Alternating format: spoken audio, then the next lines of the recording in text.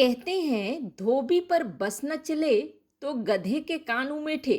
यानी कि शक्तिशाली पर जब जोर नहीं चलता है, किसी निर्बल पर अपना गुस्सा उतारना। क्या तुर्की के अर्दोगन के खिलाफ खुद उनकी पत्नी खड़ी हो गई है? अर्दोगन के फरमानों को क्या उनके परिवार में ही झटके मिल रहे हैं, और वो भी फ्रांस के साथ खड़ी हैं? क्या अर्दोगन की पत्नी अर्दोगन और फ्रांस में फ्रांस को चुन रही है? आखिर क्या है मामला? वहीं इन सब के बीच तुर्की ने चीन की शरण में जाने की सोची, लेकिन चीन ने बड़ा झटका दे दिया है। आखिर चीन ने किस तरह का झटका दिया है और क्यों दिया है? आइए जानते हैं इन खबरों को विस्तार से। अमेरिका की पाबंदियों के कारण तुर्की की अर्थव्यवस्था इन दिनों संकट से गुजर रही है।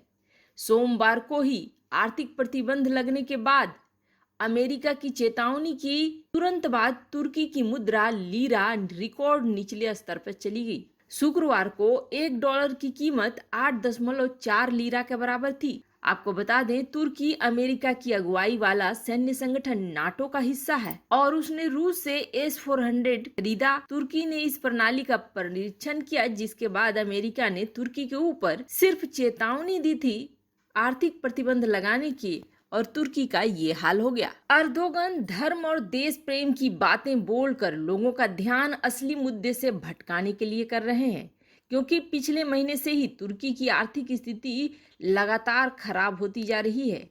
उसकी मुद्रा का मूल्य रिकॉर्ड स्तर पर नीचे जाता जा रहा है। देश में बेरोजगारी और महंगाई के आंकड़े रोज नया रिकॉर्ड बना रहे हैं। तुर्की में पहले भी विद्रोह हो चुका है, जिसको अर्दोगन ने सेना के दम पर कुचल दिया था। ऐसे में अब वह इन मुद्दों के सहारे लोगों का ध्यान दूसरे मुद्दों पर केंद्रित करने की कोशिश कर रहे हैं। वैसे आपको याद होगा, पूरी दुनिया में मुसलमानों का खलीफा बनने के लिए चीन के खिलाफ अर्दोगन ने बयान दे दिया था और उइगर मुसलमानों के लिए चीन के ऊपर निशाना साधा था। वैसे तो तुर्की के इस बयान पर चीन का कोई भी रिएक्शन सामने नहीं आया था, लेकिन अब उसी चीन के सामने हाथ में कटोरा लिए अर्दोगन पहुंच चुके थे। उसके बाद चीन ने क्या किया? क्या चीन फ्रांस से डर गया और फ्रांस के खिलाफ नहीं जाना चाह रहा था, या फिर चीन ने उस चीज का बदला लिया जो बयान अर्दोगन ने दिया था? जैसा कि मैंने आपको बताया, तुर्की की अर्थव्यवस्था बड़ी ही बेहाल स्थिति में है और वह कर्ज के लिए दर दर घूम रहा है। और सबसे पहले वह वर्ल्ड बैंक के पास गया और वर्ल्ड बैंक ने जो दिया वह ऊंट के मुंह में जीरा के समान है, यानी कि कोई फायदा होने वाला उससे है नहीं। ऐसे में वह यूरोपीय संघ से तो मांग नहीं सकता है, क्योंकि वहां उसने फ्रांस से दुश्मनी कर रखी है, ग्रीस से दुश्मनी कर रखी है। तो वह चीन की तरफ मुड़ा और चीन जैसे चालाक देश ने उसे मना कर दिया। दुनिया भर में चीन सभी को कर्ज देता है, लेकिन उसने तुर्की को मना कर दिया। इसके पीछे बड़ा कारण है, और बड़ा कारण दो है। एक तो यूरोपीय संघ से पंगे नहीं लेना चाहता है चीन, और तुर्की से उसे कोई फायदा भी नहीं होने वाला है। तुर्की न तो भारत की जमीन के साथ सटा हुआ है और न ही भारत का पड़ोसी है। निश्चित तौर पर तुर्की अगर भारत का पड़ोसी होता और तुर्की का रणनीतिक इस्तेमाल चीन अपने फायदे के लिए कर रहा होता या कर पाता, तो वह तुर्की को जरूर पैसे देता। लेकिन चीन ने तुर्की को पैसे नहीं दिए, क्योंकि उससे उसे कोई फायदा होने वाला है नहीं, और जहां फायदा नहीं वहां दिमाग नहीं लगाता है चीन, बल्कि इस जगह तो नुकसान ही था। अगर वह तुर्की की मदद कर देता तो उसे फायदा तो होता नहीं, लेकिन फ्रांस और यूरोपीय संघ नाराज जरूर हो जाते।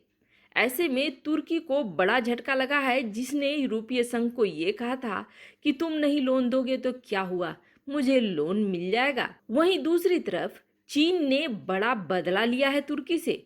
तुर्की ने उइगर मुसलमानों के बारे में बोलकर चीन के साथ एक दुश्मनी मोल ले ली, क्योंकि चीन कभी नहीं चाहता कि उसकी वन चाइना पॉलिसी या उसके किसी भी पॉलिसी के बारे में कोई अंतर्राष्ट्रीय स्तर पर बात करे। ऐसे में उस वक्त तो तुर्की को चीन ने जवाब नहीं दिया, लेकिन जैसे ही मौका मिला, चीन ने तुर्की को इसका भयंकर जवाब दे दिया है। तुर्की को चीन की बैंक ICBC ने नया कर्ज देने से मना कर दिया है। आपको बता दें, पहले इसी बैंक ने 3.2 अरब डॉलर का कर्ज तुर्की को दिया हुआ था, लेकिन अब उसने यह नियम बना दिया है कि अगले 2 साल तक तुर्की को कोई भी नया कर्ज नहीं मिलने वाला है। इस वक्त तो चीन खुद यूरोपीय देशों को मनाने में जुटा हुआ है। ऐसे में तुर्की को कर्ज देना उसे चारों तरफ से हानि की बात ही दिख रही थी। फ्रांस और तुर्की के बीच विवाद और लड़ाई बढ़ता जा रहा है। वैसे आपको बता दें, ये जो धर्म का खेल चल रहा है, इसके पीछे एक बड़ा खेल है जो इस लड़ाई को और भी ज्यादा बढ़ा रहा है, और वह है अफ्रीका। अफ्रीका में अपनी अपनी वर्चस्व की लड़ाई है छिपी हुई, जो बड़ी कारण बन रही है तुर्की और फ्रांस के बीच के लड़ाई में। लीबिया में भी दोनों देश एक दूसरे के सामने हैं, लेकिन अलग अलग धड़े से। जहां अर्दोगन तुर्की के इस वक्त के राष्ट्रपति अब्देल फतह अल सीसी के धुर विरोधी हैं, तो वहीं फ्रांस उसके सपोर्ट में खड़ा है। और बड़ी बात यह है कि पश्चिमी अफ्रीका के मुस्लिम बहुल देशों में फ्रांस का काफी प्रभाव है। ये देश किसी समय फ्रांस के उपनिवेश रह चुके हैं। तुर्की अब फ्रांस के इसी प्रभाव को चुनौती दे रहा है। तुर्की लीबिया के आसपास के इलाकों में अपनी पकड़ मजबूत करना चाहता है। अर्दोगन ने हाल ही में नाइजर की भी यात्रा की थी और माली के साथ भी अपने संबंध बढ़ाने की कोशिश करी थी, और इसी साल तुर्की ने नाइजर के साथ एक रक्षा समझौता किया। वैसे आपको बता दें, तुर्की की सेना पहले से ही लीबिया में मौजूद है। यानी कुल मिलाकर अफ्रीका, लीबिया और कई ऐसे जगह हैं जहां पे फ्रांस और तुर्की आपस में टकरा रहे हैं। धर्म युद्ध तो एक बहाना है, असल में पीछे में कहानी बहुत सारी है। वहीं इन सब के बीच खबर यह आ रही है कि अर्दोगन की बात मानने को तैयार खुद उनकी पत्नी नहीं है। खुद उनकी पत्नी ऐसे काम कर रही हैं जो अर्दोगन के आदेश के खिलाफ है। आपको याद होगा, टीवी पर आकर अर्दोगन ने लोगों से यह अपील की थी कि वो फ्रांस के बने हुए उत्पादों का बहिष्कार करें, लेकिन अब उनके ही घर में उनकी बात नहीं मानी जा रही है।